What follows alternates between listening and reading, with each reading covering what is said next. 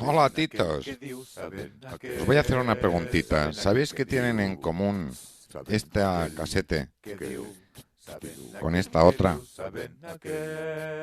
y con esta otra y también con esta otra y por supuesto con el LP?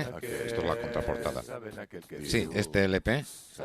Pues sí, que todas son del maestro, de Eugenio, pero además son todas del volumen 2. Son carátulas distintas del mismo volumen. El segundo casete que grabó de chistes el maestro Eugenio y que, bueno, que lo grabó justamente en la sala Sausalito.